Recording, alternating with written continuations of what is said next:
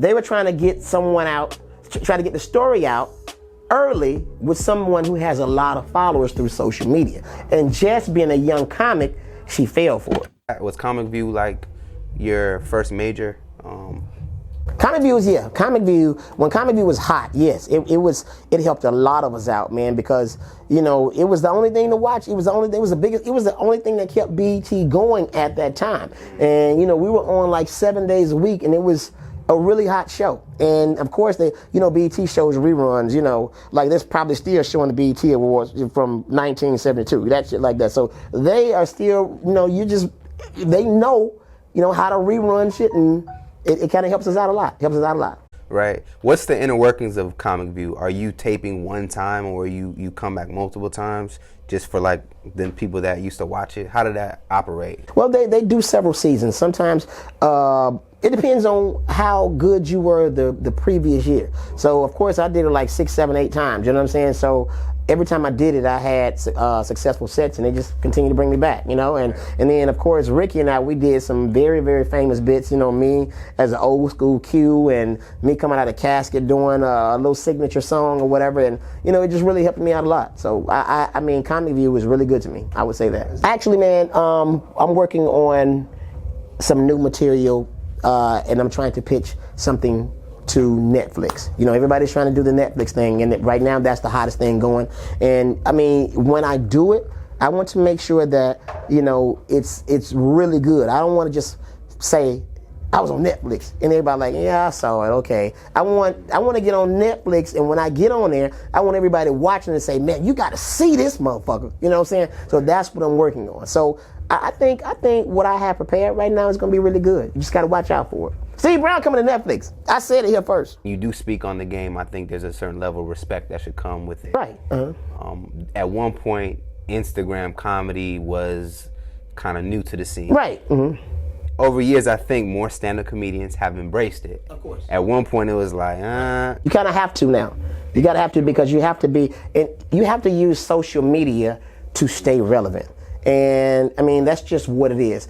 And my man, DC Young Fly, he taught us all. Because he was the one that actually beat the game. You remember, I think the last interview I had with you, you know, I wasn't feeling him. I was like, you know, and I'll say it, you know, because it was like everybody was just doing this Instagram thing, and they were calling themselves comics, knowing they wouldn't. You know what I'm saying? I think I joked on him saying, if you take his phone, then he'll be irrelevant. You know what I'm saying? Now, look at him. I'm going to tell you why. That brother, I have so much respect for DC Young Fly because of the fact that even though he was doing the little videos, I would see him myself get his little skinny ass in these little comedy rooms and work.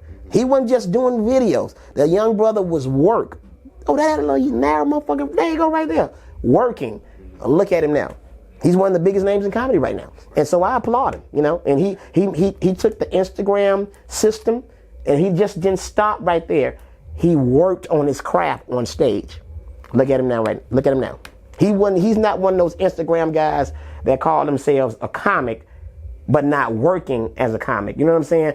Now you got these little Instagram guys, they'll throw up a video, and then on their Instagram, comedian this, and then they're getting booked and asking for all this money, but they don't have any material. Right. See, that's what I'm saying. So that was my gripe right there. Right. And then speaking of DC, kind of the female version of DC is Miss Jess Arias. Mm-hmm. What was and I didn't dive too deep into. Dive into it. We about to get into it. Dive. What was your issue with her in the moment? Just for backstory, she was kind of new on the scene, or she was getting her buzz on, and then I look up one day on Instagram and I lit her ass up. And then she's responding. Where did that originate from? Well, okay, I'll tell you what happened. Well, that's a good question. I'm glad you asked. I had an incident at the Comedy House, all right? And Jess Arias, the manager, he was friends with Jess Arias' manager.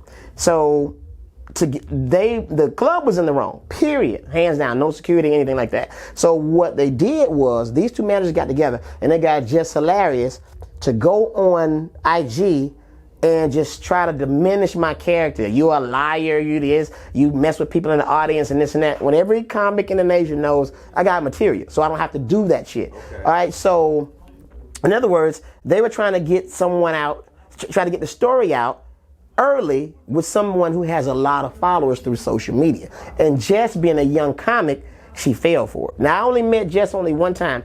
Pleasant, beautiful young lady. You know what I'm saying? Very respectable. Then next thing I know, you attacking Steve Brown. You know what I'm saying? So now, me being who I am, I'm not gonna just like, okay, this new bitch just went in on me. You know what I'm saying? I'm like, nah, I ain't having it. So that's when the whole thing starts. So real quick, you're saying that the comedy club put a bug in her ear to get at you? The comedy club manager knew her manager, and they concocted this thing to use her to go after me before the story even broke. So she was on IG. I think it happened on a Sunday night. I started getting calls at 6 a.m. saying, man, you know Jess Arias, she going in on you and this and that. I'm like, what? So I go to the stories and I'm seeing all this stuff she's saying about me. And I'm like, this chick don't even know me. She only met me one time and we were really pleasant. We were cool. She was like, you know, we gonna exchange numbers. You can help me out. I gave her pointers and all that because I thought we were like cool. But, you know, I can't blame her for real. And then again, I can, because she was young and she's trying to please the manager and trying to do what he asked her to do. You know what I'm saying? So I did go in on her. We went in on each other and later we squashed it. I just saw her recently. You know, we gave each other a hug. Hey, how you doing? You looking good and this and that, and kept it moving. You know, so I look at it as, to me at that time, she was ignorant as far as the business. She didn't know. They just took advantage of her, and her being hot like she was, she felt like, you know what, I can just say anything. I'm just hilarious. I'm buzzing right now. So, but now I'm sure that where she is now in her career, now that she knows, she'd be like, nah, I don't want to do that because that's wrong. You see what I'm saying? So that's how it is with younger comics. So you really can't fault her. You say it was just a lesson learned. And she learned that goddamn day. I'm just trying to process the motive of the comedy club manager. So the incident took place at the club in South Carolina. Correct. And they didn't want to be at fault. Correct. So So I was the guinea pig. I was the fall guy. And it was crazy because the way we were going in on each other, a lot of her followers ended up being my followers. So, I mean, it worked out as a blessing. And again, you know, Jess is a beautiful lady. I wish her the best. And I don't have anything bad to say about her.